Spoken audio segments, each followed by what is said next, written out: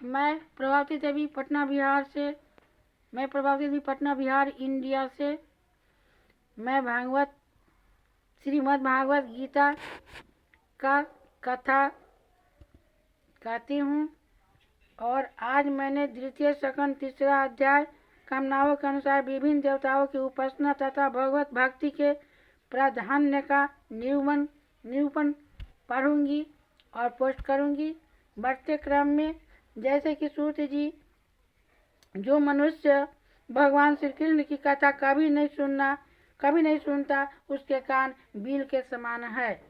जो मनुष्य भगवान श्री कृष्ण की कथा कभी नहीं सुनता उसका कान बील के समान है।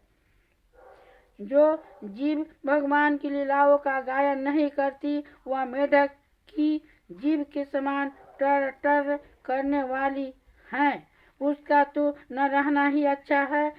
जो सिर कभी भगवान श्री कृष्ण के चरणों में झुकता नहीं है वह रेशमी वस्त्र से सुसज्जित और मुकुट से युक्त होने पर भी बोझा मात्र ही है। जो हाथ भगवान की सेवा पूजा नहीं करते वे सोने के कंगन से भूषित होने पर भी मुर्दे के हाथ है। जो आंखें भगवान की याद दिलाने वाली मूर्ति, तीर्थ, नदी आदि का दर्शन नहीं करती वे मोरों की पंखों में बने हुए आंखों के चिन्ह के समान निरर्थक हैं।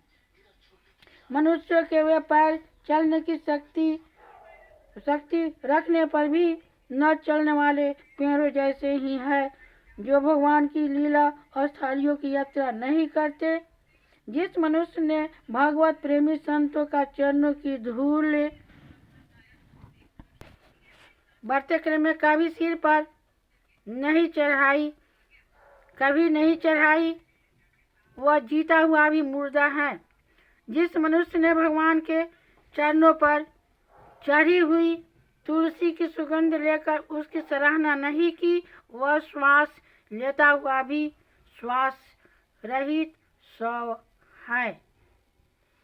सूत जी, वह हृदय नहीं लोहा है जो भगवान के मंगलमय नामों का श्रवण कीर्तन करने पर भी पिघल कर उन्हीं की ओर वह नहीं जाता। जिस समय हृदय पिघल जाता है उस समय नेत्रों में आंसू छलकने लगते हैं और शरीर का रोम रोम खिल उठता है। प्रिय सूत जी, आपकी वाणी हमारे हृदय को मधुरता से भर देती है। इसीलिए भगवान के परम भक्त आत्मविद्या विशारद श्री सुखदेव जी ने परीक्षित के सुंदर प्रश्न करने पर जो कुछ कहा है वह संवाद आप कृपा करके हम लोगों को सुनाइए। प्रेम से बोले विष्णु भगवान की जय। अब फिर मैं आप सभी से मिलूंगी और गीता से मिलवाऊंगी अगले दिन। तब तक के लिए आप सभी को मेरा नमस्कार है।